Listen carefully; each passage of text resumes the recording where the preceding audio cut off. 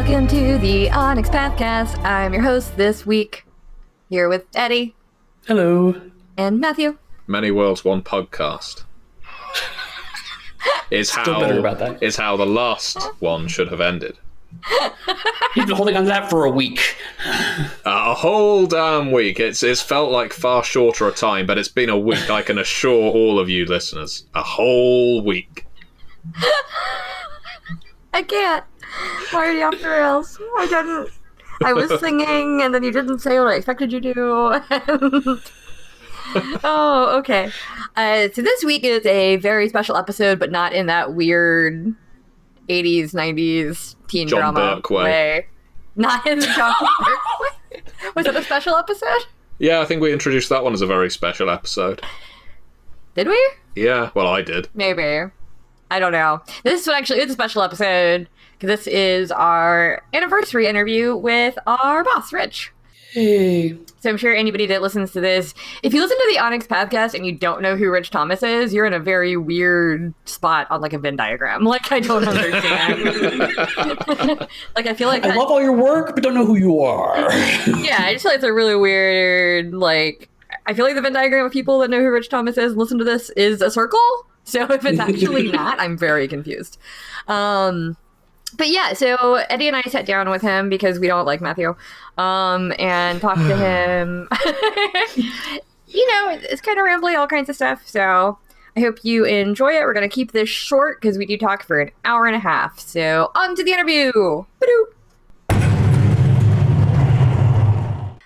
And we're back for the interview portion of the episode. We are here with Eddie Webb, as per usual. Hello. Who's often here for our American guests. And our guest this week, Richard Thomas. Hey there, hi there, ho there. I'm sure most of you know Rich as, you know, our boss, but also as the person who posts all the lovely punny blog updates on the Monday meeting notes. Dad jokes. Lots of dad jokes. And I'm sure quite a few of you know him from back in White Wolf days, too. This is our second time interviewing Rich. We decided to come back around and do kind of a big full circle interview since we have just past a year of being, I'd say, on the air, but we're not on the air. We're on the internet. We're in your phones. It just past a year. You're on my air. Of being in your phones. Reading all your text messages. Eddie, yes. No. Welcome to the NSA podcast. That helicopter you hear outside is not us. It's certainly not us. I have not read your private Facebook messages. That is Mark Zuckerberg. Anyway, so we thought we'd talk about Rich a little bit. Talk with Rich. Talk about Rich. We can just talk about Rich. That's fine. I certainly would. Like, he's not even here. We're just going to talk about Rich like he's not here. So I'll fill in for Matthew and I'll talk about me. There you go. That's a good idea. All right. You sound just like Matthew. I mean, it's identical. Hello. Oh, no. Why does everybody always go bad Cockney? We are off the rails for the first 2 minutes. What is happening? I feel like what is happening is my catchphrase on this podcast, by the way. Pretty much. I feel like at least once per episode. Pathcast : what is happening? What is happening? Anyhow, so we thought we'd talk about kind of the state of some of our projects right now, the state of the company a little bit, and also like where the Pathcast is headed. We're also just going to chat with Rich a little bit about some other fun stuff and ask some questions that we collected on the blog recently. Yeah. So are there any projects in particular that you're really excited about right now, Rich, or that you're excited are coming to completion? Well, I mean, right now we're waiting. This is, right now when this is being recorded. We're going to date the podcast right now. Right. We're recording this about 2 weeks in advance. We're waiting to get the deluxe dragon-blooded books, some samples of those as they're being manufactured, and that's pretty exciting because it's always cool to see the materials come together the way you ask them to do it. Yeah. I got a private message from Mike a few days ago that was like, I just signed off on the deluxes, and I'm like, I'll tell people when it goes public. So just if it hasn't gone public yet, it's going public now. Just the proofs, and we finalized getting the screens started for those, and so things are really moving along pretty fast with that. And then Trinity Continuum Core and Trinity Continuum Aeon are, as we're speaking, getting to the stages where Mirthful Mike's going to be getting the print files ready for those. So that's pretty darn cool, because those are obviously near and dear to our heart.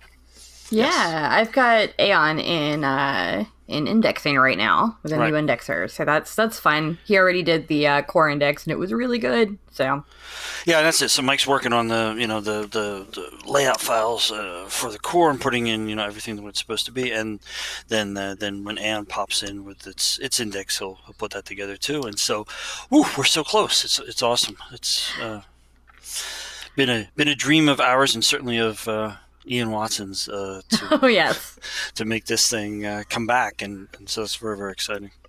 yeah, I'll be very excited when the core and Aeon are kind of out the door, and we can really focus on Aberrant too. Because I know a lot of people are really looking Yes. forward to Aberrant. I know every time we announce what our next Kickstarter is going to be, there's like one or two sad people going like, "But I want Aberrant." And we're like, "We're working on it. I promise." Absolutely thrilled if people are that excited and that invested in the game, because we're really taking the time to make sure that the text is ready for the Kickstarter. So that we while there will no doubt be things that people find as they're reading through it that we'll need to figure out and explain and tweak and stuff. It's the experience of having done Scion and having done the two Trinity books gives us They Came From and Dystopia Rising. Dystopia Rising. Yeah.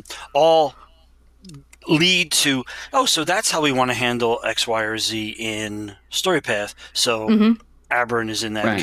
kind of stage ahead of time, where we can say, hey, we knew this was a problem on this one, we resolved it this way. How does that work for Aberrant? And I think that's a really nice payoff for having a bunch of projects that are coming from different genres, need different things, but all kind of come from the same base system.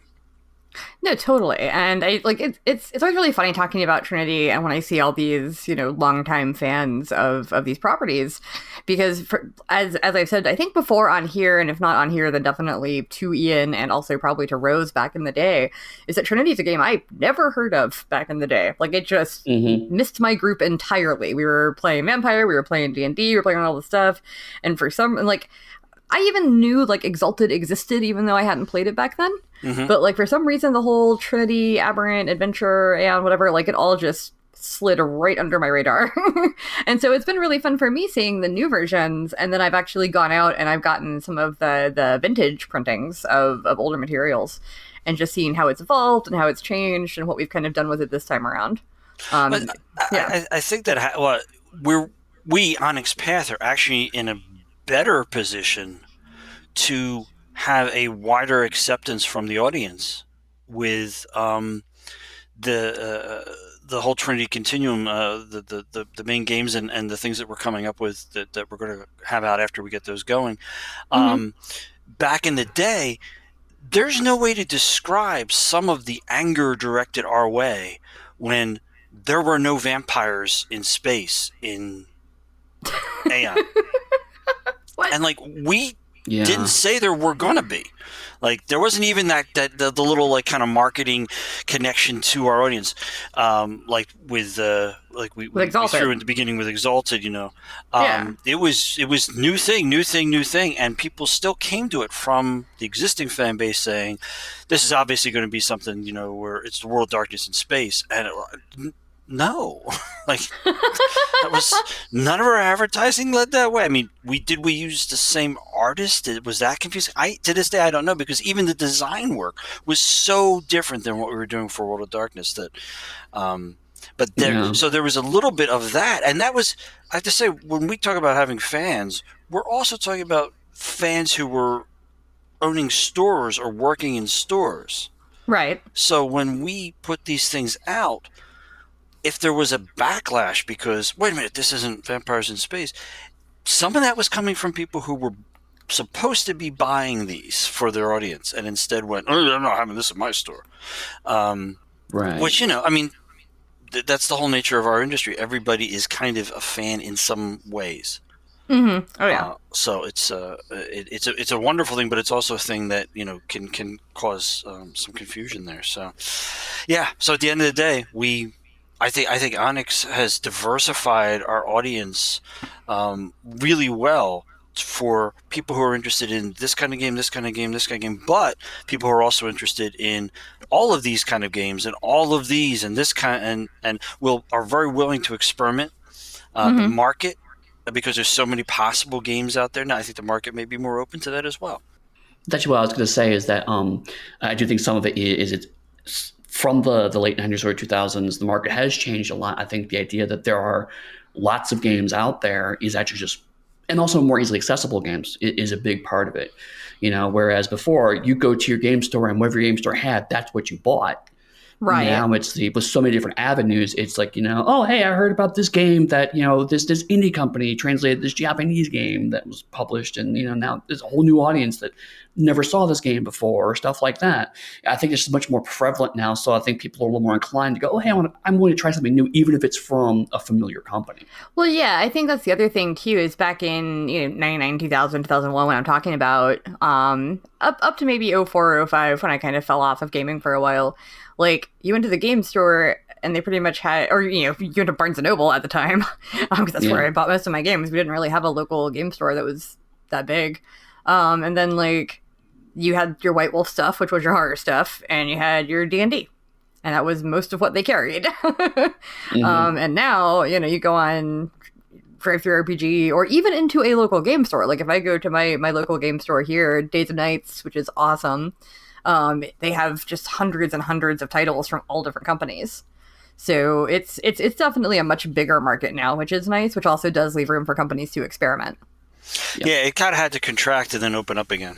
And I think that's the wonderful thing we're seeing now, is that it's opened up again. Yeah, totally.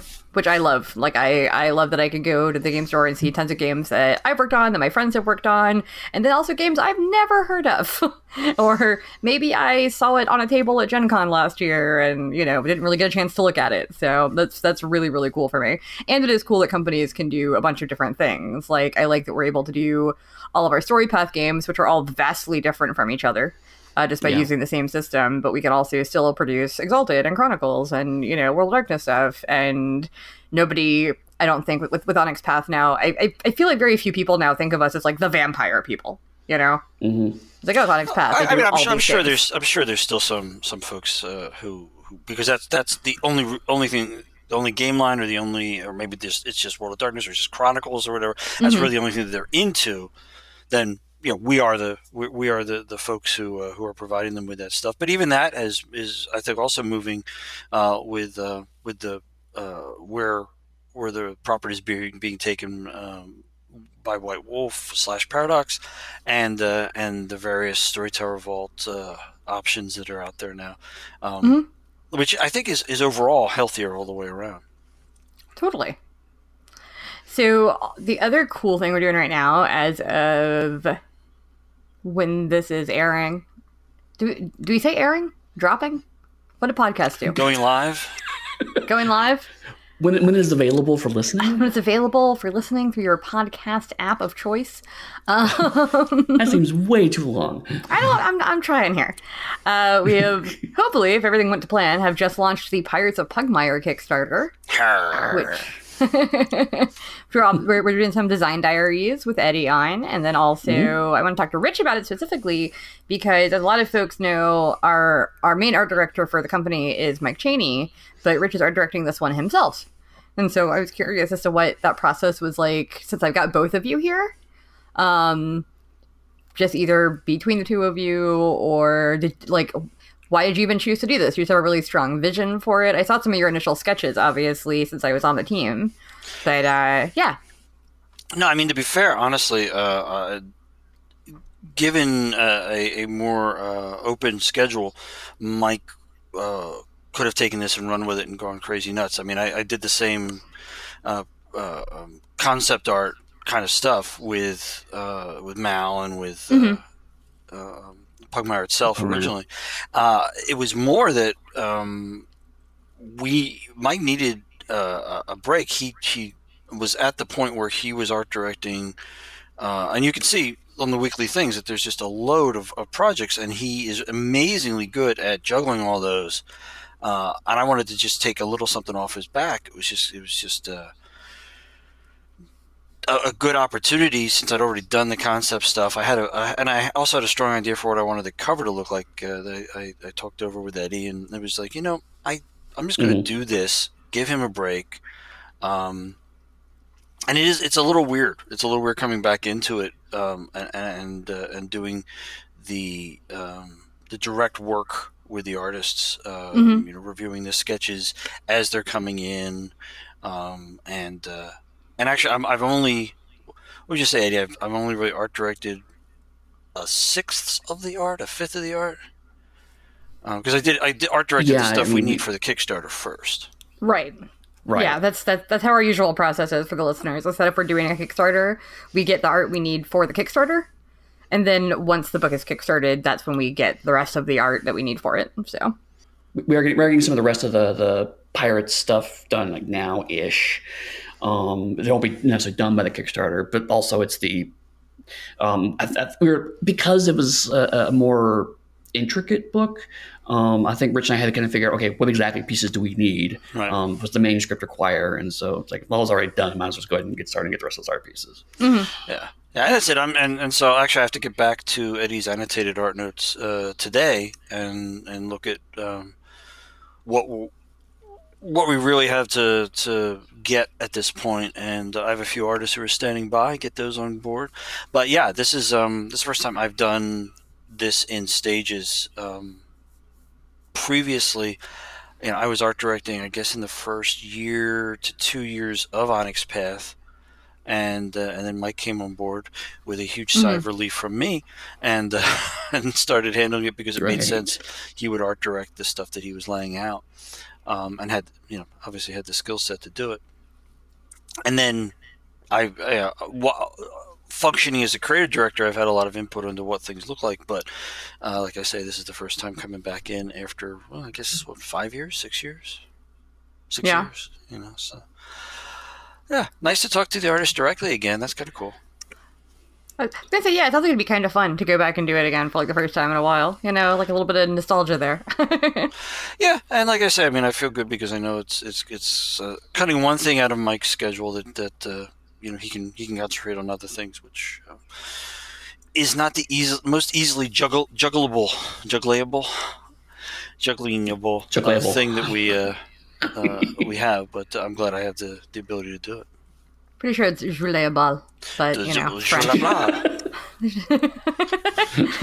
So speaking of nostalgia and going back to things, actually, that was a great segue. Thank you. Juggling segue. People that follow you on social media and stuff probably saw that you recently redrew from scratch a bunch of the Magic card designs that you did back in the day. I do not know the story behind this. I just knew you were doing it. Was that for something that you could talk about or not? Yeah.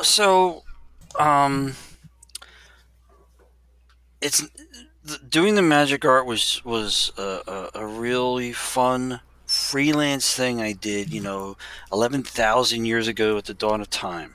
Right. It was also that I was working on these things as White Wolf was starting up as basically a startup company, right? So I had less and less time to deal with it, and more responsibilities, plus more and more kids. And the style that they were looking for shifted away from the more eclectic artistic style that the original sets were designed with, because that was Jesper's vision for what Magic should be. You can come at it from a lot of different directions, and the art reflects that. Right.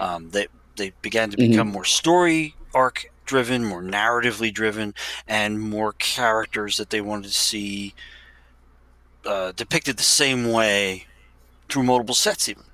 Yeah, it's almost more of a sequential art thing now, and it's obviously very painterly now for the most part. A lot of it's that kind of fantasy realism style. Yeah, exactly. A more book cover illustration style, and so we those of us who were in the first group who did magic art tended to be dropped as they needed to keep moving on, and it was again I would have loved to keep doing them, especially as the pay rates went up, but. Hmm. In the end of the day, I could do that, or I could make sure that our next vampire release worked out the way it was supposed to. So just wasn't enough to just kind of push back and try to get engaged on it again, even if I could have, and I don't know that I could have, Right. because stylistically, the style I used back then was extremely idiosyncratic in the sense that I went into it saying I wanted to experiment with this thing. So, is that cool? And I'm like, yeah, okay. And that was kind of it. It was you really either you dig it or you don't. Fast forward to now being a classic magic artist. Ooh, you're a classic. Yeah, I have my own. I have to walk around with a license plate, special license plate now. But you don't have to get emissions tested. So. Oh, strangely enough, no. When you get to my age, yes, you do. So, there's a couple of the artists who are doing these recreations of their cards. I didn't even know you could. So I talked to them, and then I talked to the guy they were working with, a guy named Mark Aronowitz. And, what's going on? Well, this is something that's allowable for a lot of those original cards, the way things were set up and everything. And don't want to, you don't want to flood the market with just like doing them, one a day. But it's a really interesting and cool way. I get to go back. They're larger. I'm going to actually mention this the next time I put up one of the work in progress things. They're actually larger than I originally worked on them back in the day. So I'm getting a chance to kind of have more room to play around with the paint, and stylistically, I don't want to do something totally new, because that's not what people are excited about. They want to see a redo that they recognize. They recognize that this is an evolution of this same piece. But at the same time, I'm able to put a few things in there that technique-wise are different, or that I've discovered or played around with in the intervening 11,000 years. So, so just kind of doing it, and just Mark then sells the originals, and we're actually working our way through a collector's who basically sold the first one, the Black Vice, the original stuffy doll piece, and said, I want that one, and I want the next 5 as well. Oh, that's cool. So I was like, okay. Do you understand that I'm going to do them whenever I have time? And he's like, and yep, that's fine. So okay, cool. I mean, it's kind of a nice way to do them. There's no real pressure to it, and like I said, I can stay. I can decide how far along changing it I'm comfortable going, and still get to kind of experiment with. Well, what if I had painted this way back then? Oh, that looks good. I'm going to keep going. Yeah, no, it's been fun to watch as your Facebook friend, just watching you kind of post these things. It was kind of funny. I was in a game store with somebody maybe a couple months ago, and saw a copy of the Magic the Gathering art book, 35 years. The first 40 or the first for 35 years, I think it was, because it was from 2014, and I flip through it, and I was like, oh, there's Rich, and then seeing you do this a month or two after I saw that book, it's weird, because I think when I started working for Rose, many moons ago, speaking of what feels like 11,000 years at this point, more 9,000 years, yeah, it was 7 to 9, but still, but when I started working for her, I had never. I wasn't aware of your Magic history, even as a Magic player, just because I never paid attention to who did the art for the first sets. It wasn't something that I looked into. Well, even people who do that sort of stuff don't necessarily connect the two names. I mean, it's Richard Thomas is not that unique of a name, Richard Kane Ferguson. That sticks in your head. Are we gonna change your credits in the books now? I think Rich Ferguson would probably be a little annoyed. He might be Nah. No, he would think it would be fun. Actually, think it was funny. If I took his name, he'd think it was funny. Hey, Rich, what are you doing? But yeah, so anyway, no, it was just like one of those things that I didn't really know about, and then every now and then it kind of just comes up organically, like whether it's a fan coming at a con to ask you to sign, their stuffy doll playmat they have, or like watching you do this on Facebook or seeing that book. I'm always like, oh yeah, Rich has a history with a different large game company. I have with Besides Werewolf. several large game companies over the years. Yeah. True. I think I may have mentioned this story before. I know I've done at least one interview, or maybe it was just talking to Eddie. When we first were in the area, my wife's church got a new pastor, and he started to put in little pop culture references to in his sermons. And she's like, I think you really like this guy. I'm like, yeah. And then no, he's just really funny, and he just I mean, I think he's a big comic book nut, and so you have a lot in common. And gradually we got to know each other, and yeah, he's a really fun guy. And we talk about all of he's a big Doctor Who fan and everything. So the first time he comes over to our house,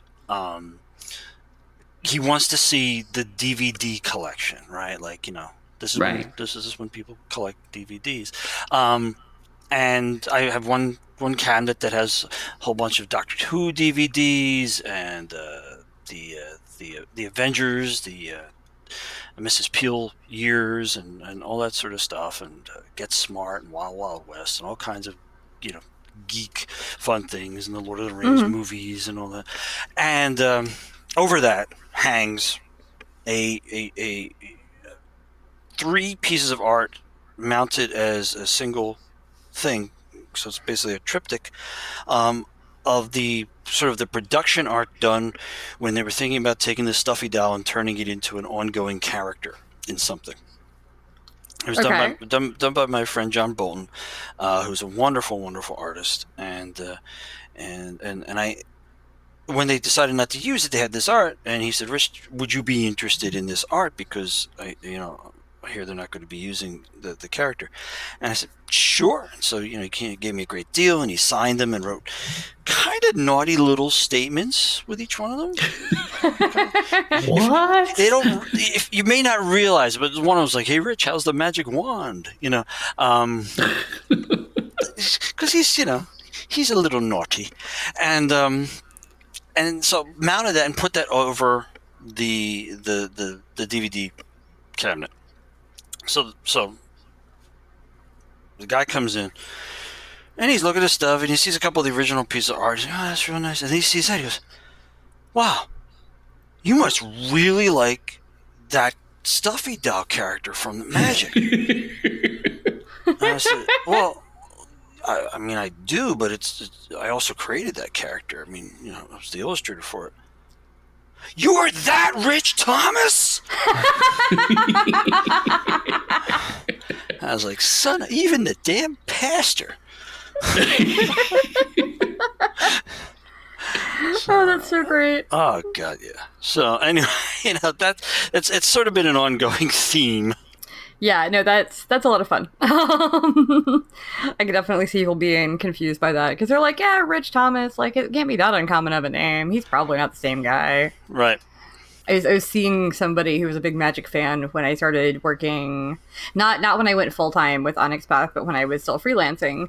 And I think I dropped that random piece of knowledge at one point when we were just hanging out in the comic shop, and he lost his shit. He was like, that's your boss? And I was like, I mean, kinda. Like, at the time, I don't think I had even met you, Rich. Right. I was just like, I mean, kinda. My checks come from his house. Yeah. But yeah, no, it was really funny. I just lost their shit. I'm like, yeah, I don't know. Yeah, which has the fun over the years when especially as the kids have grown up and their friends in school become Magic fans. Right. And they show their collections, and my kids, they play it cool. They're just kind of looking at it and go, and they start pulling the cards away from the guy. This one, this one, this one. Black Vice, Blue Elemental Blast, Red Elemental Blast. And they're like, what are you doing? Oh, those are all the ones my dad illustrated.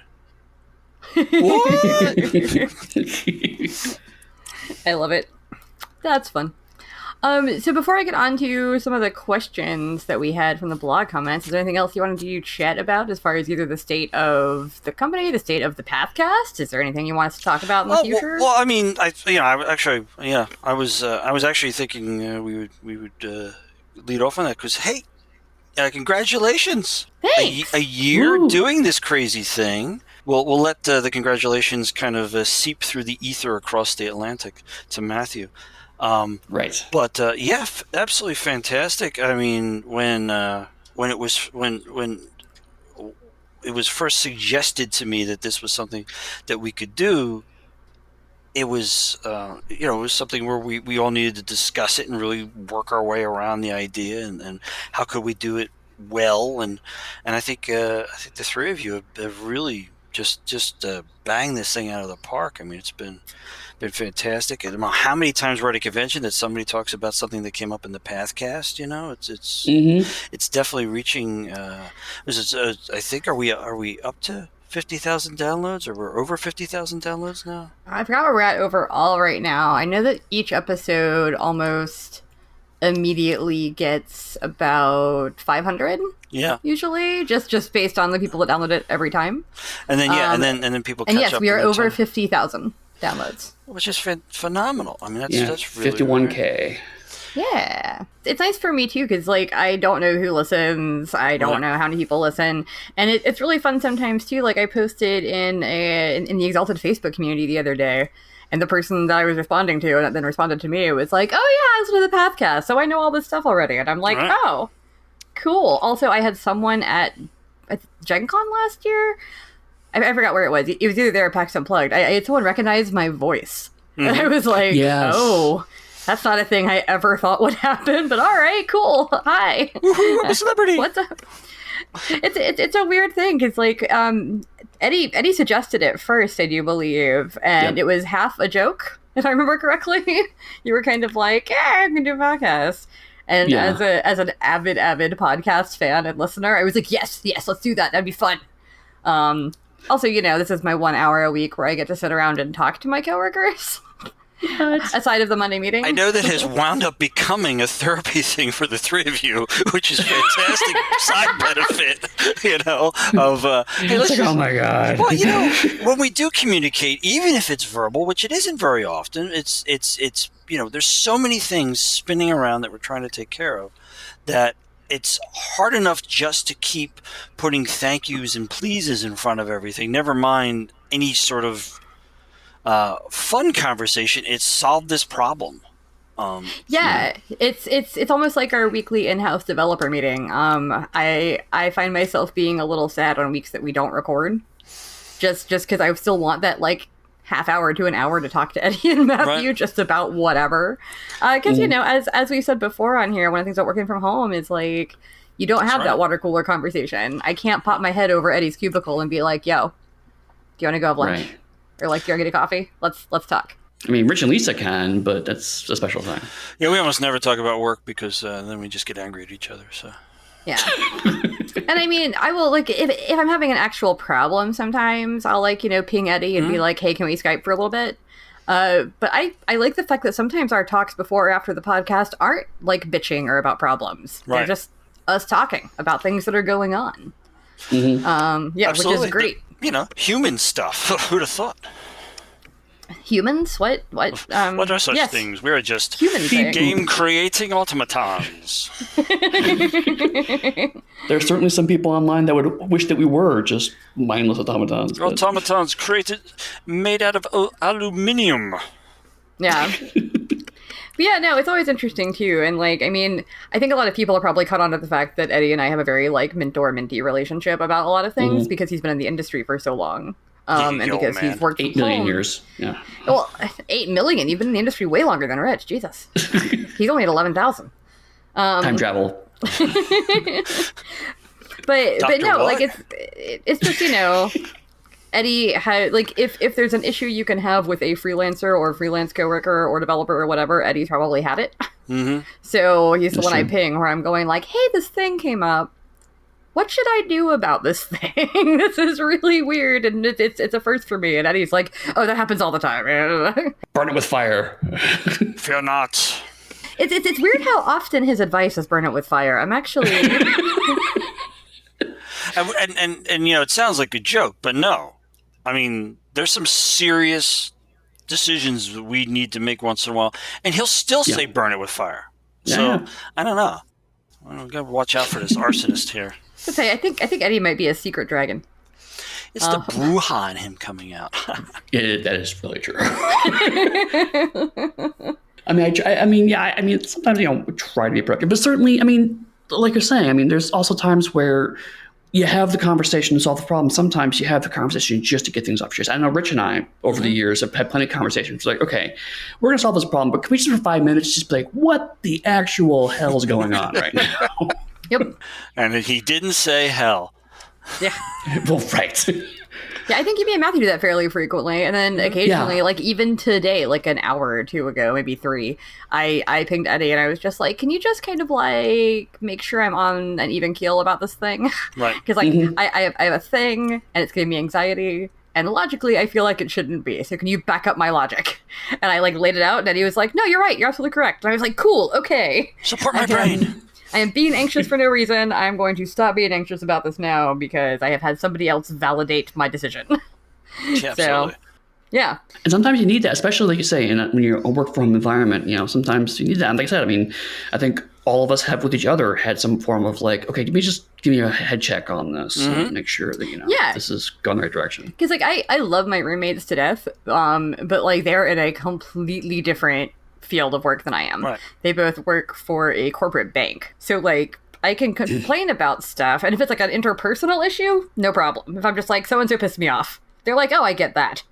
But if it's a production issue or a specific industry issue, I find myself having to explain the industry before I can explain the problem. And granted, they have the same problem with me. My best friend Laura, who I live with, she'll come home and she'll try to bitch about work, and then she'll have to explain like 3 processes to me because I'm like, wait, what's that? Everybody stole the chain to pens. Damn it. There's the extent of my knowledge of banking. So there you go. Right. Obviously, there's nothing else the banks do besides have pens chained to us. That's what Mr. Mooney was upset about on the Lucy show. So what can I tell you? They also don't work in that kind of bank. She works in a cubicle. So. No. But yeah, so it's also just nice having other people that do the same work you do. Like if I'm not complaining or talking to Eddie or Matthew about things, the other people I talk to tend to be like Danielle Lazan or Megan Fitzgerald or Neil Price or somebody, just because I'm like, well, at least you understand the industry, so I can complain in vague terms about this person. Right. Yeah. Well, I mean, you have to be able to offload a bunch of this. Because it's like I say, it's a constant deal with this, make this decision, put out this fire sort of thing that we do, and there's frustrations that go along with that. Sometimes you don't want to do that. Like you wanted to go finish this other thing you were doing. It was a lot of fun, but you got to take care of this thing, and that builds up, like I say, frustration and anger and everything else, and it's not healthy to sit with it. At least once a month, maybe every 2-3 weeks, I have some moment where I just kind of like put my head on the desk and I'm like, I just want to edit this book. Because I've been trying to edit this book for 3 hours, and every 5 seconds something has come up, and it's always been something that needs my attention right now. Oh yeah. And I'm like, I just want to edit this book. So yeah, like it's fun learning how to juggle the time. And I mean, I love what I do. I love the books we make. I love my coworkers, and I love all of our freelancers. So like really overall, I don't want anybody to think that I'm like constantly stressed. I think part of the stress is trying to treat everybody well. Like if you could just go, you know what, screw off, you. You wouldn't feel the obligation or the response, the level of responsibility. But we really do enjoy this, and we really do like working with the people we work with, and we want to do well for everybody. And it would be easier to have a crappy attitude all the time, and which is why a lot of people, especially at the Department of Motor Vehicles, do. But we try not to do that. And the more you want to be working with people and having fun with them, the harder, that is to constantly be positive about it. I have to say, though, Delaware DMV, nicest people in the world, shortest wait of any DMV ever. Well, they're the smallest state. I don't care. Their office is... I'm sorry. This is a story I would like to tell on air because I love this story. So I used to live in Connecticut, and I once spent 8 hours at the DMV trying to fix my registration. 7.5 hours of that was waiting in a chair while my phone slowly died. The other half hour was getting the actual thing done. I have never been to the DMV in Connecticut and had it take less than 4 hours. It doesn't happen. I moved to Delaware. I did not change my license over for a very long time because I was terrified of the DMV because I was traumatized by Connecticut. Yeah. And you walk in, there's a desk. The woman's like, oh, you're here to do this? Okay, go sit over there. 5 minutes, get called up, do the thing. Go out, get my car inspected, which is a drive-through process where you don't have to get out of your car. Go back into the office, go to the other side, wait 5 minutes, get my plate. I was at the DMV for under an hour to get a brand new license and my license plates. Like new car registration, everything. Delaware DMV is amazing, and every state should run theirs like Delaware. Anyway. Thumbs up to Delaware. That is my... Also, we have no tax here, so if you want to move to Delaware just to buy a car, you should do that, because cars are way cheaper here because there's no tax. Well, that's it. I'm moving to Delaware. Bye, guys. That's my Delaware promotion for the day. boosted the population of Delaware. It's great. I love it here. Anyway, I'm definitely buying a car while I live here because I don't want to pay vehicle tax. Heck yeah. So, is there anything you guys want to do for heading into year 2 for the Pathcast? Is there anything that you think could be shifted around or that you'd like to experiment with? We should probably get rid of Matthew. No, I love Matthew. I felt that all the way across the Atlantic. No, I think that I know that we've kind of hinted at and talked about actual plays, whether they're audio or video. I definitely want to get some of that going on with the three of us. Yeah, absolutely. I want to do more deep dives because every time we do a deep dive, it's super fun. But I'm not going to lie. I apologize, listeners. I want to be better at researching for the deep dives because sometimes I forget we're doing one until like the morning of, and then I'm like, I should skim this book that I haven't read in 3 years. But I would like to do more deep dives, and maybe even more deep dives with the creators or writers of certain games. Like doing a deep dive on Vampire the Requiem with either Danielle or like Rose Bailey would be awesome. Or doing a deep dive on Cavaliers of Mars with Rose. Doing a deep dive on like Aberrant with Steve Kenson. Like that would be super cool for me. It's not just talking to the creators about kind of our basic template, like how'd you get into the industry, what do you like to play, what do you do, what have you worked on, but actually just talk to them about like where were your thoughts at design wise on this game. I think it'd be fun. Maybe you do an interview version of it, and then right away maybe roll right into a deep dive, and then you can schedule the deep dive in sometime after the interview, so people have context about what you're talking about, and you get to delve into, like, rather than the general, so how'd you get into all this and all that, you can go right into, so page 42. Rich is trying to make us efficient, and I reject this reality. That's usually your initiative, Dixie. You're usually the one who comes in with, why don't we do it this way? Oh, because we never thought of that before. The podcast is my time off where I get to stare at the ceiling of my office. Cool. And play games on my phone sometimes. Which is what I do. Far be it for me to interfere in how the podcast is run. No, it's actually a really good idea. Since that's another thing, I've actually heard a couple of people say, yeah, well, you're sometimes I get the feeling that Rich just made you not say that or made you say that, and I'm like, I have no idea what they're going to say until I listen to it Friday afternoon. Right. Rich and I like that. Like this is a fun thing for me. I can now. That's why I do it, because now I'm gauging how I think other people are responding to what you guys are doing. Which I actually really like. Like, I love hearing from any of our freelancers or friends or fans who listen to it on a regular basis. But it's especially interesting to me when it's people that know all three of us. Because hearing their reaction to it is always kind of important to me, just because they know us in real life. I want to make sure we're not coming across stilted and our personalities are coming through. I want to make sure I'm not jumping all over, Matthew talking, or he's not jumping all over me or whatever. And like people that know us, I think can gauge that a little bit better sometimes. Although obviously I like hearing from any listeners, any fans that want to engage with us on it, because I find that valuable. Right. I've also made it a full year without anybody telling me that I have an annoying voice, which was one of my biggest fears starting, because almost every woman I know in podcasting has been told she has an annoying voice. Really? Oh yeah, it's very common. They actually, on Pod Save America recently, or not Pod Save America, on Love It or Leave It, the host actually addressed that and was like, stop freaking tweeting at me that the women on my panel have annoying voices. Well, I think that one of the advantages of having the three of you go at it is you have very different speaking patterns and vocal tonalities, but not so widely divergent that it's like we're watching a cartoon or listening to a cartoon. Hi there. Yeah, but enough that that's sort of like the heart. If one of you is harder to listen to than the other two, it's not such a big deal. True. Because I've also listened to podcasts where, like, one of the people is something like, "Oh, well, I really enjoy listening to them," just on a how does their voice interact with my ears, and then somebody else will be way out there, and I'm like, "Oh man, it's 50-50. Whoever speaks next may either hurt my ears or I'll love it." Right. So that's why I like the 3-person format. I hope we can keep going with that.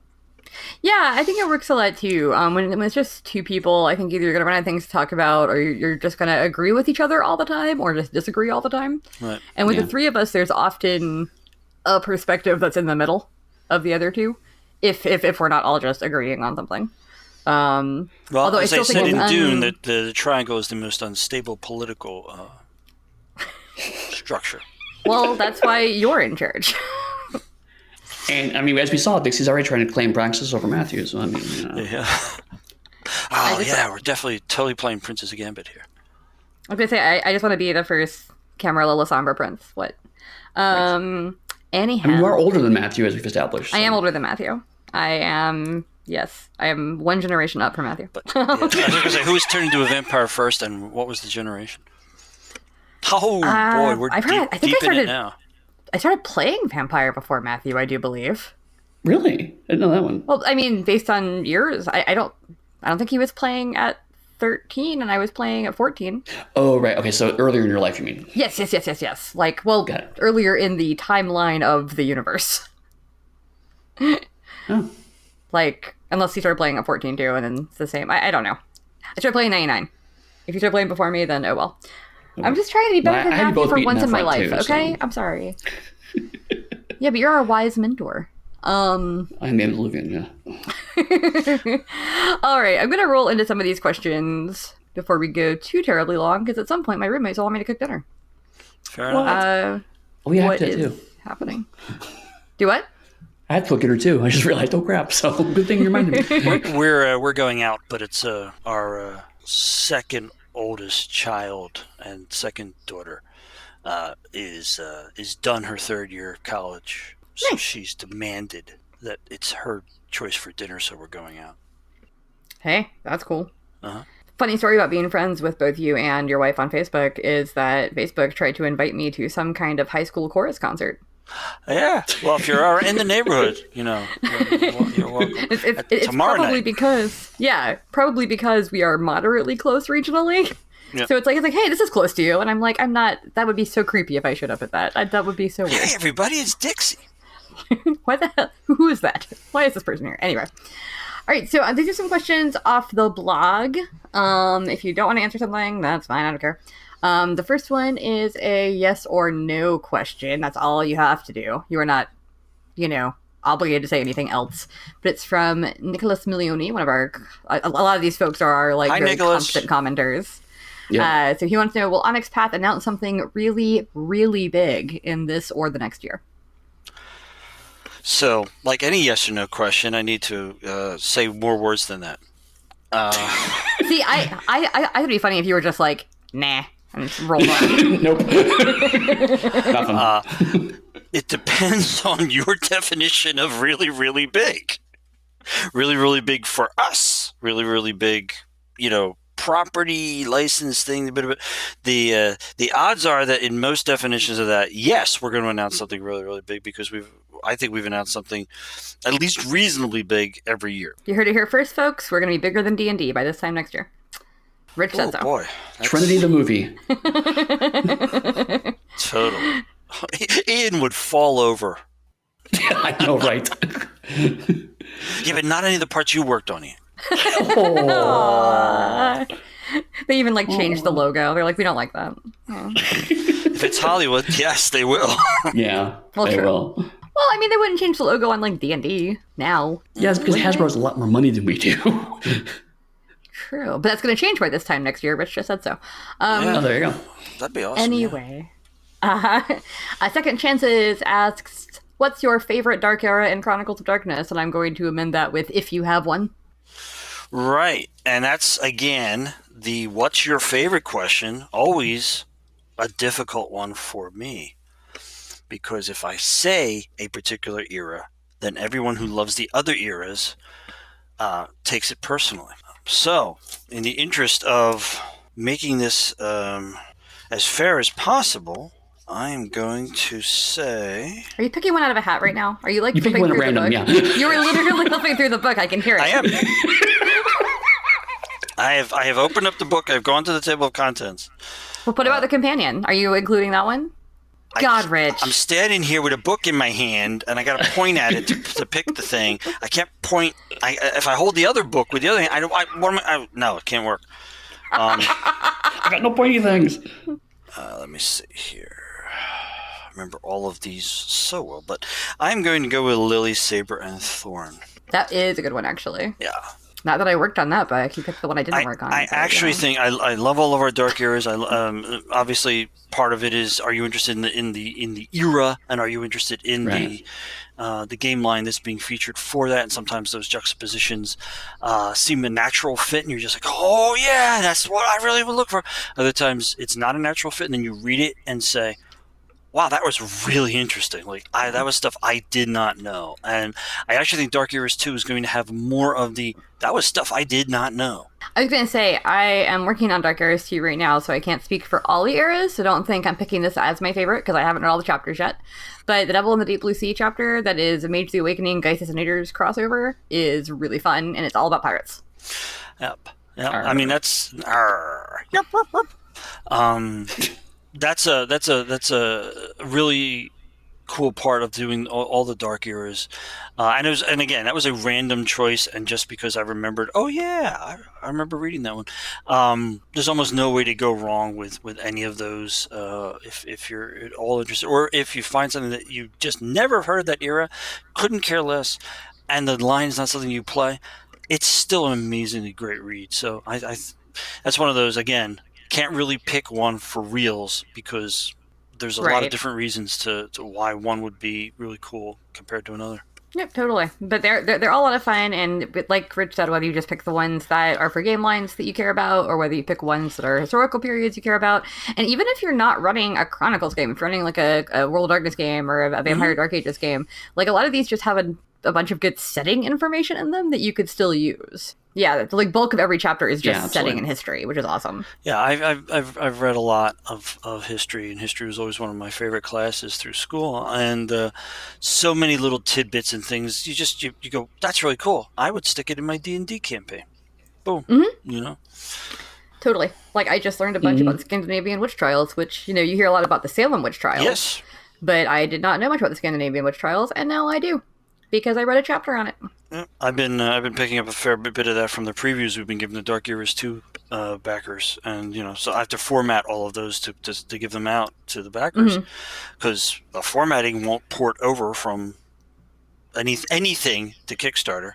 Yay! So I have to reformat. So I'm reading as I'm going on. I'm going, wait a minute, now I've stopped fixing this, and I'm just reading. Stop that, I can't tell you how many times I've done that, though, where I've been trying to, format something, and then I'm like, well, now I'm just reading it. Stop it. Or, I go to, as I said before on this podcast, I go to look up a fact on Wikipedia, and next thing I know, I'm, 5 Wikipedia pages deep on something else, because I'm like, what is this? I don't know. This is interesting. And then I'm like, now I've wasted 45 minutes of work, and I have to work late. Damn it, Dixie. This is your own fault. I'm not going to read Yoden's questions. I wanted to recognize that I saw them, but they seem to be more like Pathcast topics than like Ask Rich topics. So I'm going to hold on to those for a future Pathcast. I think he actually didn't he mention that he thought this could be for you guys? Yeah. I just want to acknowledge to a listener that I saw their question and I'm not ignoring them on purpose. Because if I read everybody else's and not theirs, I would feel like a jackass. Anyway. Yodo asked a few questions. So one that I thought was kind of cool was, outside of Onyx Path, are there any RPG books or games or companies that you feel are making really interesting additions to the hobby right now? I think there's very it's almost not a specific thing that I can say like go check out so and so and this and that.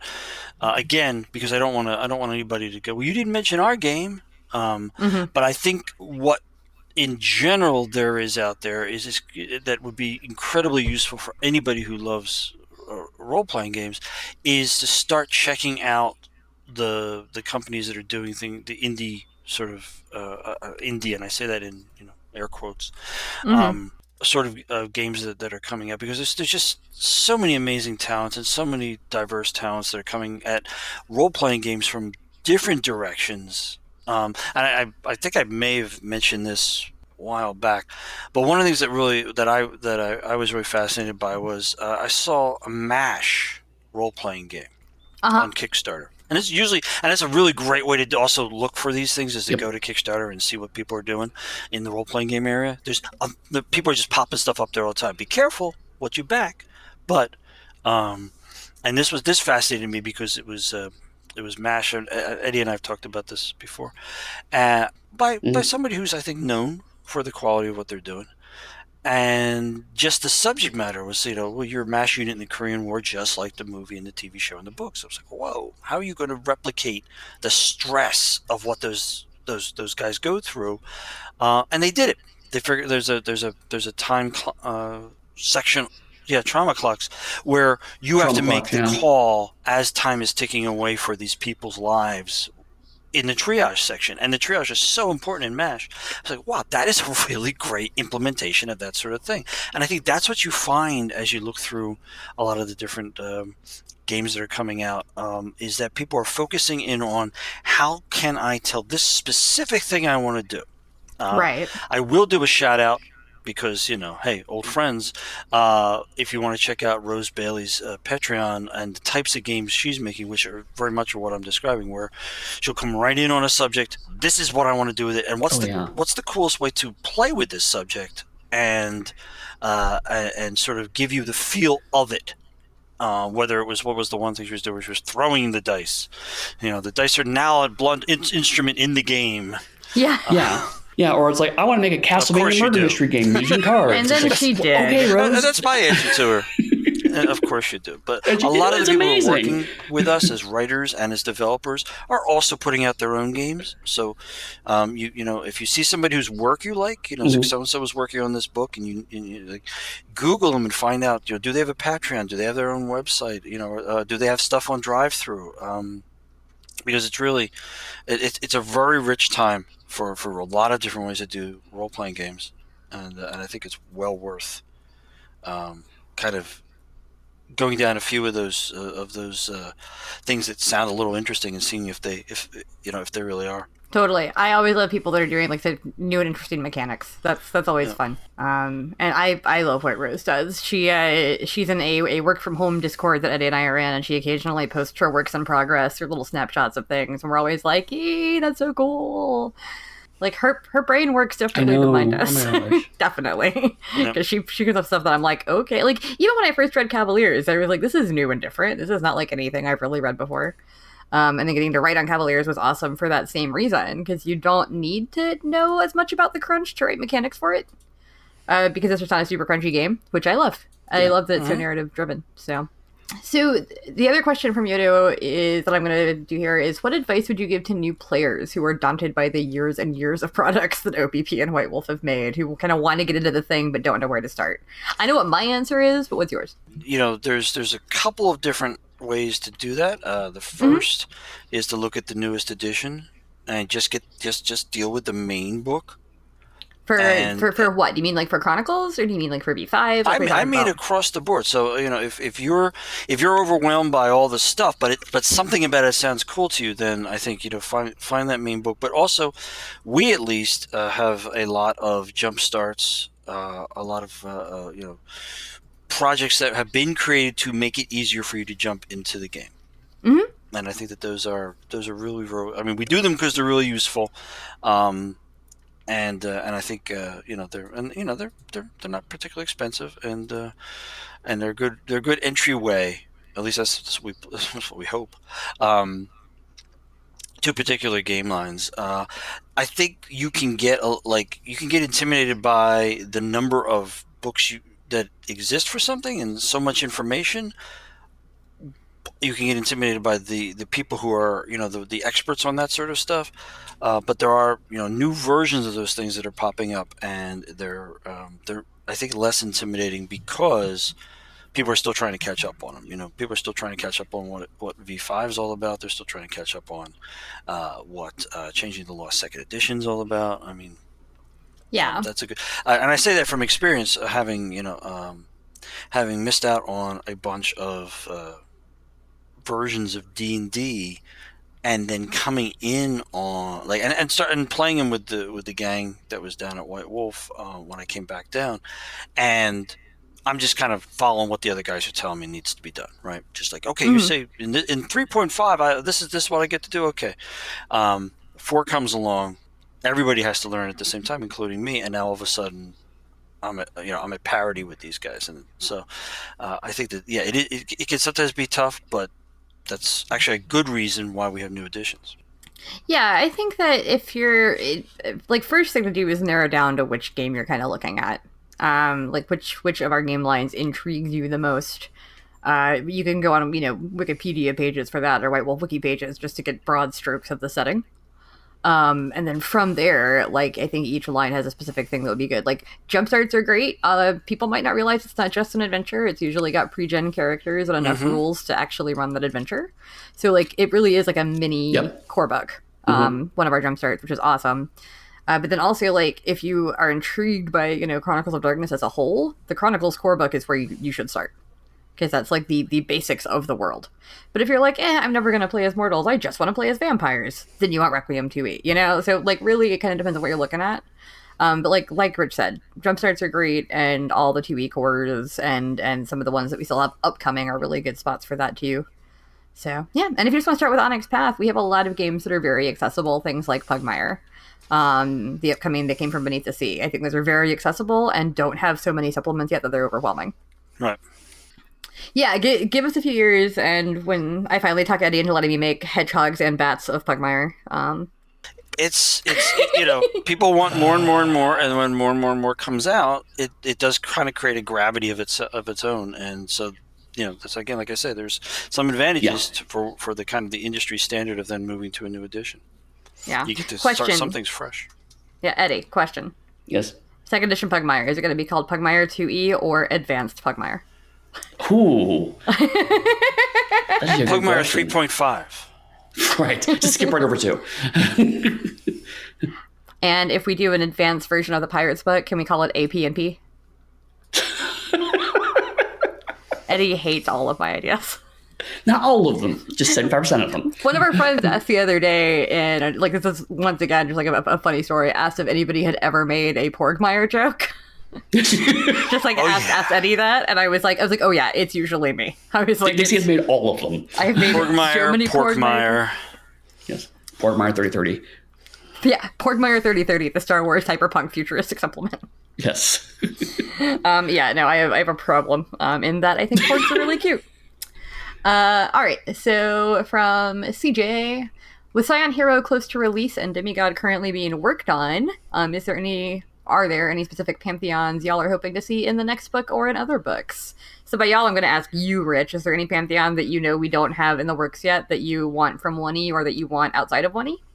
Well, every time I thought there was one that I thought we could take a look at, Neil told me it was already being worked on. So, it's huge, right?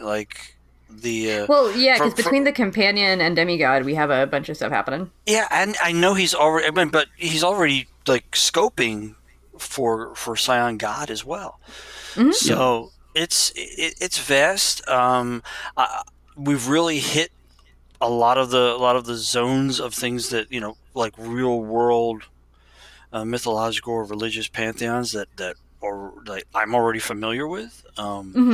So we're moving in far more into the I don't want to call them obscure, but in the sense of less well known, less popular culture. Yeah, in popular culture, which is really all I understand. I mean, come on. Well, yeah, it's one of those things where like everybody's familiar with the Greek pantheon, right? Because that's everywhere in modern pop culture. Yeah, and I think that the way that Neil is dividing them up and why he's doing certain ones in certain places makes a whole lot of sense. So, I mean, I'm really happy with how those things are going. I don't have a particular one I'm aiming at.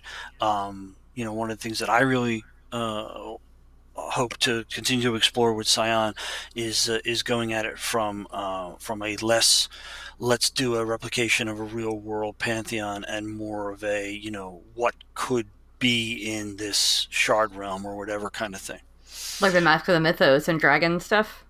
Well, dragon is actually designed for the world, so true. Okay. It's but yeah, Mask of the Mythos is one way to go with that. I mean, there are possibilities there. I think that Scion lends himself to. I've talked for a long time about going in an entirely different direction with it and making Scions of movie icons. Yep. And maybe there's a battle between the silent. There's one side is the silent movie icons and the other side is the talkies, or one side is the black and white movie icons. There is the color, the characters that started coming later on. Just that kind of wow. The game itself actually could support that incredibly well. If we start doing more pop culture Scion stuff, I want in on the writing. Yeah, I mean, that's what I mean. Do the Transformers one too. Yeah, Transformers Pantheon, I can do it. Some sort of funky, pick a Regency era sort of thing, and and you've got one side that's all the. I want to write the Scions of literary heroines. Yeah, I mean, you could. I'm so excited now. I'm going to write my Jane Eyre pantheon. Bye. And then Gentleman Jack comes in and kicks all their butts. So there you go. No, that would never happen. Thank you. Bronte sisters were badasses. Anyway, so another question from CJ. With Scion and Trinity on their way to being rejuvenated for a new generation, are there any other older products that you'd like to see revived or brought up to date with a new edition? Anything besides what we're already doing that you just think would be cool? Whether we're working on it or whether it's a different game entirely from a different company, I don't really care. Well, yeah, I mean, like, everybody is, right? Like, every time I turn around, someone's doing a nostalgia project. I mean, thanks, guys. We enjoyed starting that process. From our classics, I mean, we walked away with the ones that were viable, that we were allowed to go for. Right. For out there, no. Most because they're all happening. Most of the ones are actually already happening, right? All the ones that are dead should stay dead. I mean, I often say that. I mean, I would love to take a swing at doing a Black Company RPG. Not that there was anything wrong with the one done by Green Ronin back in the day. Just because I'm such a fan of the property, and I'd love to be able to take a hit at it. I have that problem too, where like all the games I want to make are just based on properties I like. Like it's not like I have a burning desire to make that game. I just want to play in that world. Yeah. So like all my favorite book series is I'm like, yeah, I'd make a game out of that. That'd be fun. Crafty's done a great job with the Mistborn stuff because I'm a huge Mistborn fan, and that's always one that I think of. And then I'm like, no, wait, it exists and it's really good. Yeah. So, but yeah. Yeah. So I mean, there's really I mean, if the poster was heading towards is there something like, do you really want to do Street Fighter? Can't, right? Like that was a license from another company that the license lapsed, and we have no ability to go back on it. If who are they, Eddie? Nintendo? Is it Nintendo still owns it? Capcom comes at us and says, "Hey, I heard you on the Pathcast, and you were interested in that. We'd sure consider that." Just because it was it was a lot of fun, and we've learned a lot. And I just realized is that I laughed at that, and I realized that actually I do know one of our listeners actually does work for Nintendo, so it may not be as far-fetched. Yeah. Well, I mean, that's the thing. Hi, Sean. Hi, Sean. So yeah, I mean, we're mostly concentrating on new projects and on working with people that we want to have a good time working together on with some of the existing ones. So there's definitely going to be stuff we're announcing, but man, I can't think of We're going to go to all our friends that work for various video game companies and be like, if you want mostly to give us everything money. I say, it's going to be, hey, why did you say you wanted to do the game I'm working on? Are you trying to scope that out from under us? What the hell? Clearly, the correct answer is Tetris. We need to do a Tetris-based RPG. I'm all about Mario Tetris Bros, RPG. the role-playing game. It's a 2-player role-playing game. Right. All right, so Chaz from the Story Told podcast asked, with actual plays being so popular, what do you think makes for a good actual play? Is there anything that you look for, Rich, in an actual play? I know you don't watch them as like voraciously as some of us do, but I look for cool characters. Right.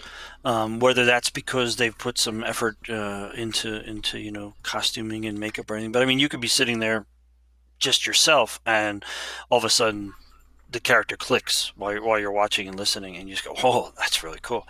And I think repartee.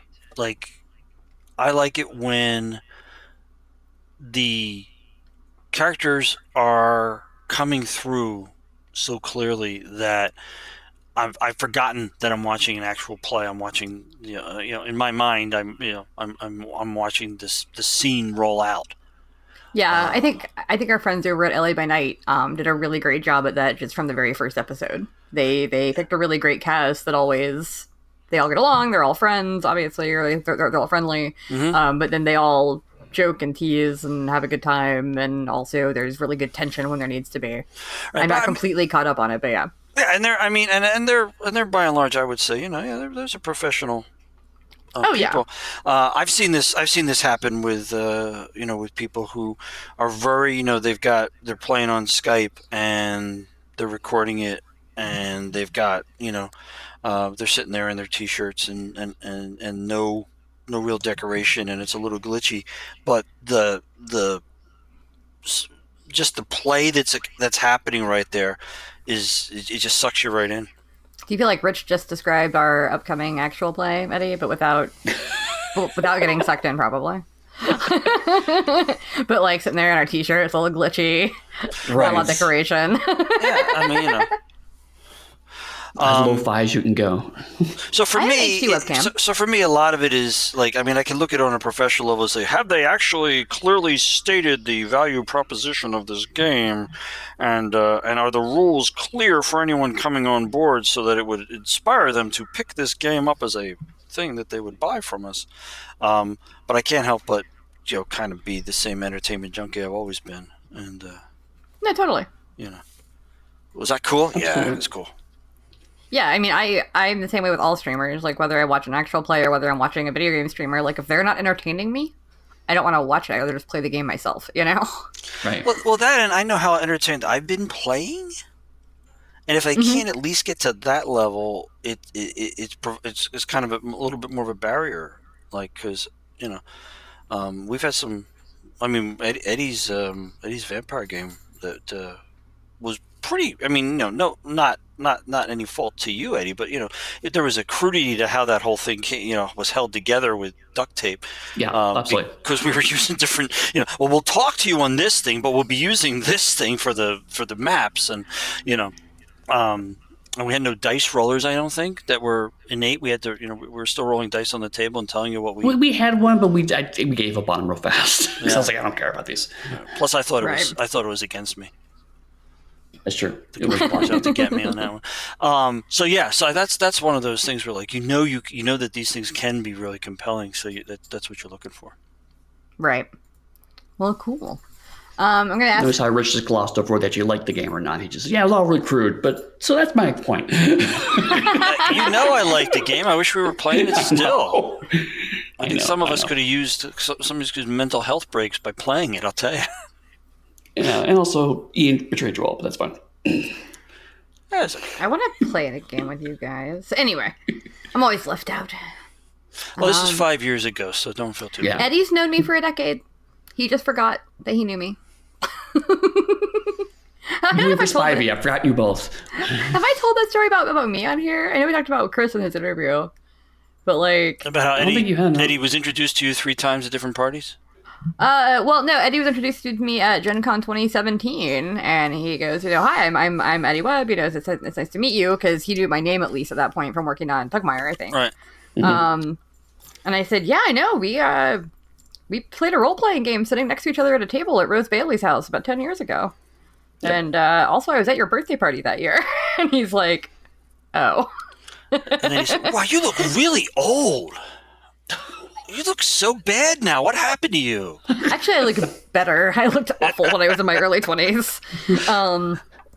I do not hold it against him in the slightest. I just thought it was really funny. Because I was like, no, we've actually sat next to each other for several hours at least once.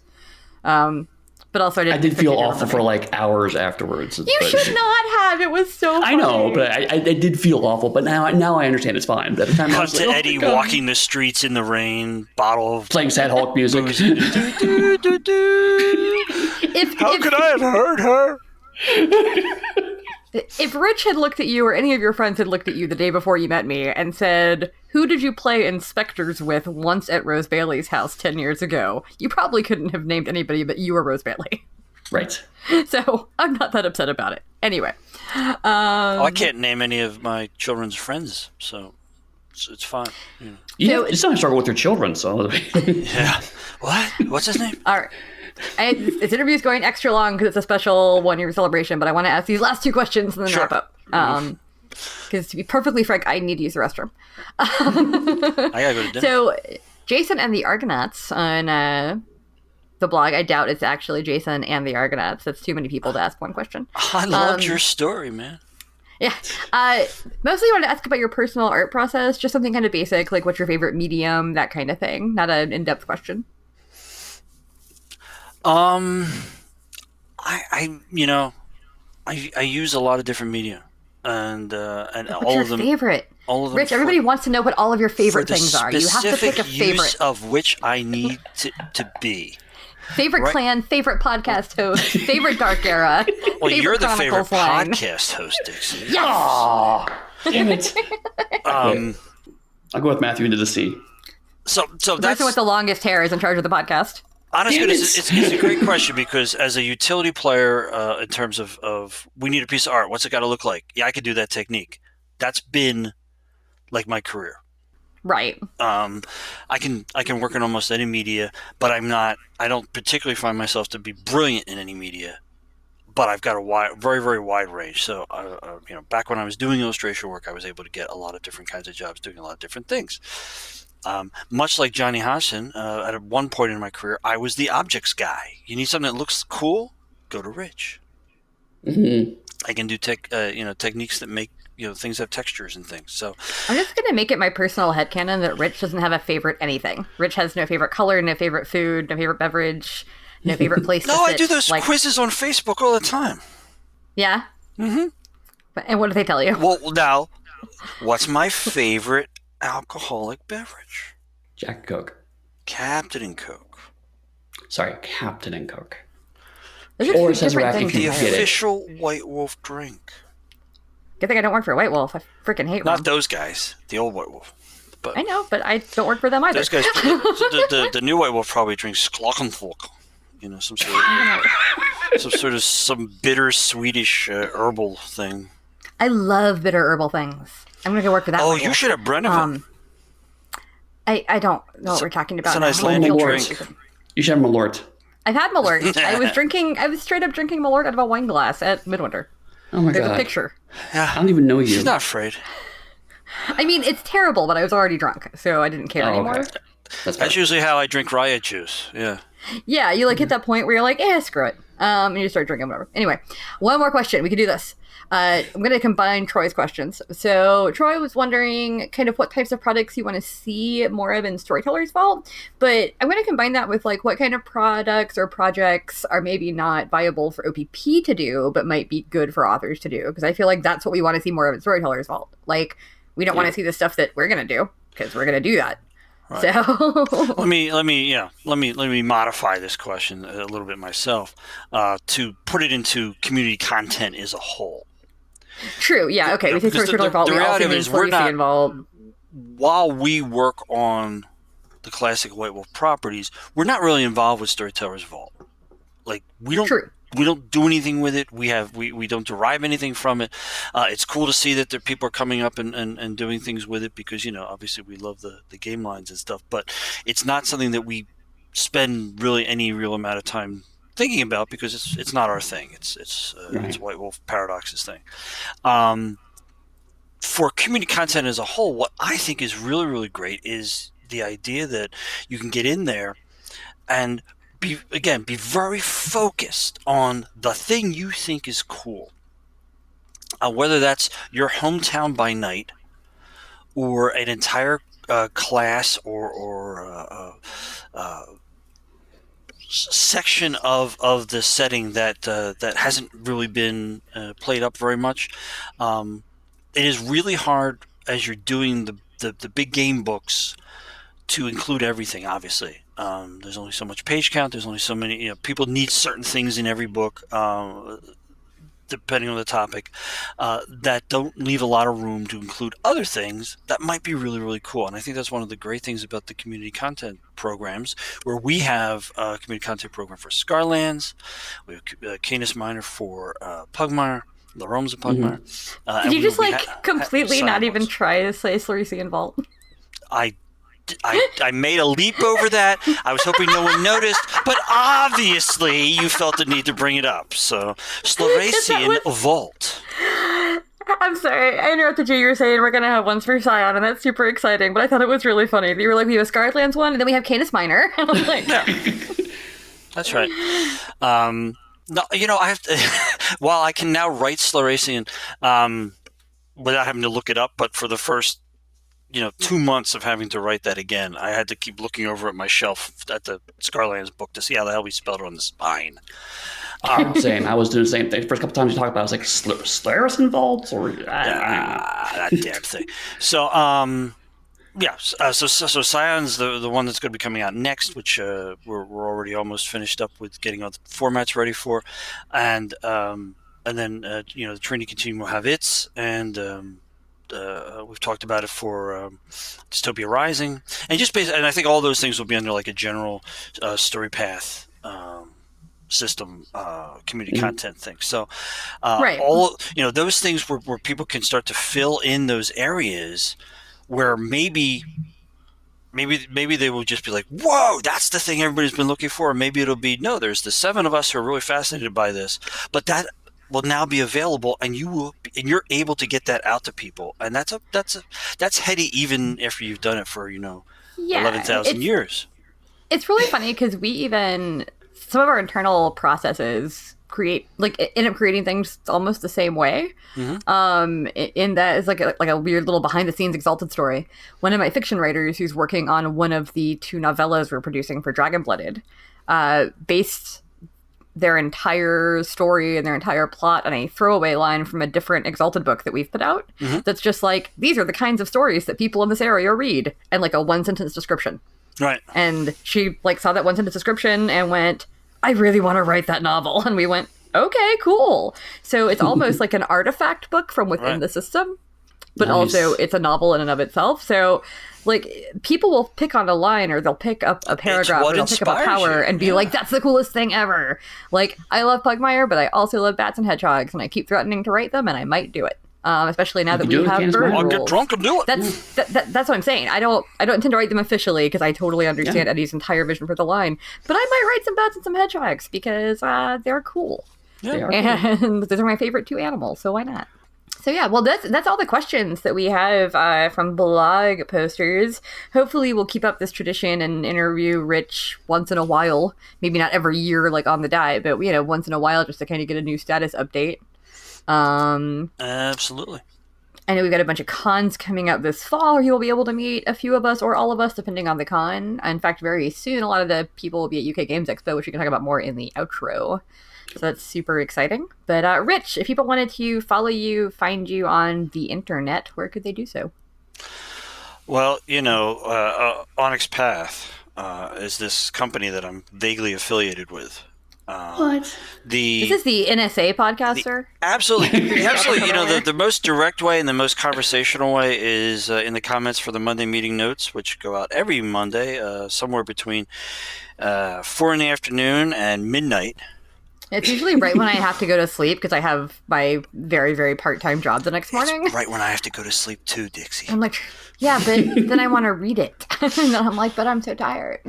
Yeah. And that's a really nice place to talk. But obviously, any sort of place on Onyx Path, you can reach me, and then I don't know, I've got some social media stuff out there too, but I can never. Rich has got a Twitter. We just won't tell you where it is. I just can't even remember just what the Rich T _ WW. I'm on Twitter. Facebook and all that stuff. Yeah, kids with your okay. social medias. Hey. What just happened? We're in a Mel Brooks movie. That's right. Exactly. Thank you. You got that. Okay, well, now we are going to skip joyfully into the outro. Thank you for being here, Rich, and thank you for allowing us to do this and being so encouraging and excited about it, because I know that when we started it, it was mostly enthusiasm, and we didn't really know what we were going to be doing a year later. Right. You were super enthusiastic about us going to weekly. Rich is the reason, for all of us listeners Rich is the reason we didn't take a holiday break, because we talked about it, and we were like, nah. We have to keep doing content, so that's why you got the incredibly zany holiday episode. I think we should do an episode at Midwinter some year where we're all drinking. Yes. And I didn't say drunk. I said drinking. I said drinking. We'll just put a microphone and we'll start and we'll ramble for 2 hours and then we'll see what happens. I think the part that I think would be awesome about this, if we could have people keep coming in to it. Yeah. Because the one thing about the format is, you kind of want to keep it to the 3 people. And we've got such a fun group of people who have so much good times together that it would be great to have some of that come off because we got a variety of people having an opportunity to talk. We could do it like an old-timey holiday radio episode show. where it's like every 10 minutes it's like ding dong. I was just speed dating. Basically, I was going to be like, Pathcast. I mean, we already did that for the pitches. We could do it again just with actual people. I love that one. I thought that was great. That was a lot of fun. Although I still say that me and Eddie are at a disadvantage because we talk at roughly twice the speed Matthew does. Right. So we had to pull a lot more information out of our heads. But about much each like game in line. his books, every single sentence contains a wealth of information. It's all the story hooks. Unlike Eddie and I, who just write fluff. Just random banter. Yeah. Nothing I write has any substance. It's just words. It's just words strung together with prepositions. Who knows? Prepositions? What are they? Lorem ipsum. Yeah. That's all I use. You speak in Greeking. We're going to skip off into the outro. Bye, guys. Thanks for having me. And we're back. I almost forgot that I had to do that. That was a long interview. Yeah, it was an hour and a half. I'm so tired. I was barely conscious throughout. I mean, it's only like 8 p.m. your time or something. What are you doing? Do you even know how time zones work? It's like, what, tomorrow, right? I am reliably informed that was a fantastic interview. Are you reliably... Who told you that? It wasn't me. My shadow. There you go. There's a Wraith, the Oblivion reference. Ooh. They're probably Rich is your lying shadow? to you. Actually, oh, God. So I can take it for granted. That was a terrible interview, Dixie and Eddy. You really needed me there. We always need you there, Matthew. To really leaven the bread. Leaven the bread of the interview. I mean, I just think that we benefit from the class that having a British person on brings us. I actually, makes us sound classy. Maybe for the first time in my life, actually scoffed. You often read about people scoffing in literature, but I actually went, pfft. So I don't know if I had class. I certainly had a certain amount of cynicism. That's true. A certain darkness and watery grave that this podcast really needs. Well, one thing I didn't mention last time with Pirates of Pugmire Design Diary is it's been such great fun to go back to an aquatic setting. As you know, my home is the sea. Yep. And I loved writing for a book where you get to play in sea adventures across the acid sea and get to tell tales of daring do while singing she shanties. She chantries? Yeah, sea Just Tremere on a boat, just sea chantry? Yeah, haggis is made with hang on, no, that's the wrong way round, isn't it? In Highlander, it's haggis. Watch haggis. Oh, it is the sheep's stomach filled with the oats and the barley. It's that wonderful like John Burgess scene right here in the room with us. Yeah, it's that wonderful scene where a Scotsman plays a Spaniard and a Frenchman plays a Scotsman. Oh, God. Oh, Highlander. I think I've seen Highlander since I was like 6. So. I'm not actually a big fan of it, you know. I know some people, especially in this hobby, this industry, really love Highlander. I remember when I first got into the World of Darkness, it was the most sort of fan-made version of the World of Darkness. Everyone was playing Highlanders. Yeah. And it was just something that never really grabbed me. I mean, I obviously didn't watch it again since I was 6, so I don't think I care that much about it. There was actually a, inspired, games inspired by White properties that... there was a Highlander one. Called Immortal, I believe. Yeah, I remember that. I have looked that up because we were talking about weird, like, fan-made knockoff World of Darkness projects from back in the day. We had, like, a whole conversation about it one day. Yeah, and that one actually wasn't. It was a fully published game. It was clearly, it used D10s. The way the art was laid out was very much inspired by Vampire. Okay, I'm talking about then a Highlander fan project that I saw that was not good. So I will try to find for you at some point because it made me laugh. Oh gosh. I mean, by all means, fans create whatever the heck you want. Like, I think that's fun. I am all about fan art and fan fiction and everything. But sometimes you just look at one, especially one of the older ones that was obviously made in like 1996 and never intended for the internet to pass around. You're just like, oh. I bet you I could beat you on that. I'm sure you could. There's the fan-made, it's based off of Vampire the Masquerade, Transformers Beast Wars game. Yeah, you showed that to me. Still the 1990s website, yeah. Yeah, it was great. Didn't show me. Well, you're not in the work from home Discord, which I have invited you to several times. No. You invited me to it once, and I forgot to ask for the link. We talk about it all the time. You could have asked any of us at any time. I just felt like I was being snubbed. I'm not desperate. I'm not going to... You're all talking about your fun place to hang out, and at no point does anyone say, hey, Matthew, want to join? No. You just keep talking about the hangout for all the cool kids while I'm over here in the UK with British things, tea, proper chocolate, and full English breakfasts. Yeah. We have a wrestling channel, even. Yeah, there's a wrestling channel. I have it muted. But it is there. But everybody else talks about stuff. Sounds heavenly. You can send me a link and I will join begrudgingly. Why did you link the Pirates of Pugmire banner in the wrestling channel, Eddy? We were talking about piracy. Well, fine. And how did you know about that? Because you had the channel muted. Because I just went to it. I can still go to the channel. There used to be a wrestler in the WWF or WWE who was a pirate, or claimed to be a pirate. His gimmick was he had one eye. Wow. I'm not even joking. Because he was an actual one-eyed wrestler. His gimmick was he's a pirate, of course. Yeah. No one else in life has ever lost an eye. Nope, only pirates. Yep. Apparently, he was very good at catching a ball. When I had to wear an eye patch for my lazy eye when I was a kid, that's the only comment anybody ever made. Yeah, I'm yeah, sure. you're a pirate now. And I'm like, uh-huh. I'm sure the Yep. wrestler loved it too. Sorry, sports entertainer. Right, you can't use that word anymore, apparently. Yeah. Okay. Before we go off on this tangent, I hope everybody enjoyed the interview with Rich.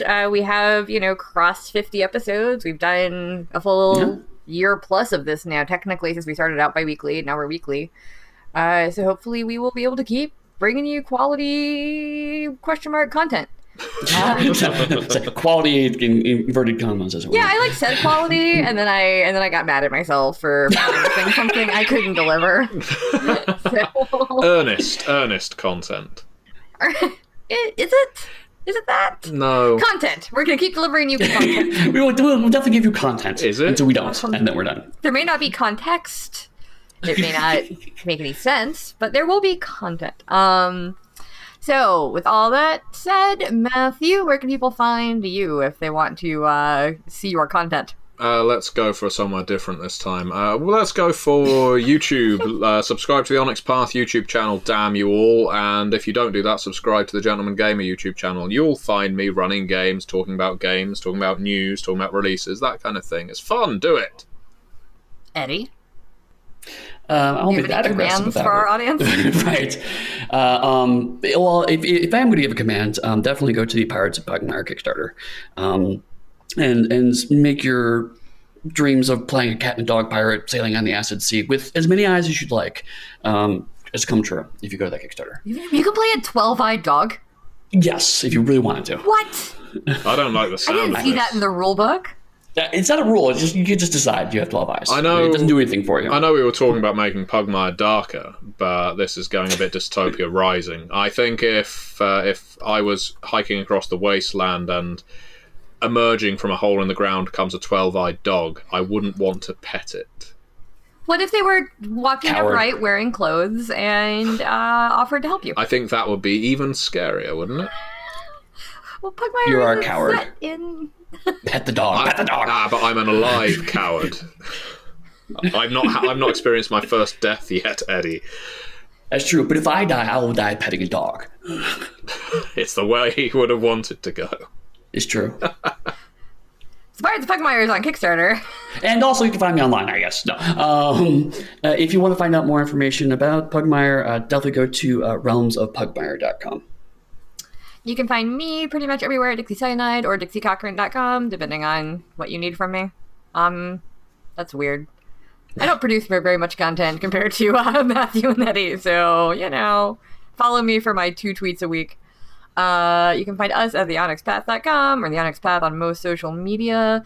We have a Discord, we have a website, we have a Twitter, we have Facebook pages. We have so many ways to see us. So say hello, let us know what you think, and hopefully we'll do another Q&A with Rich sometime, or we can do a few more questions from the blog, because those are always really fun. As always, Many worlds, one Pathcast.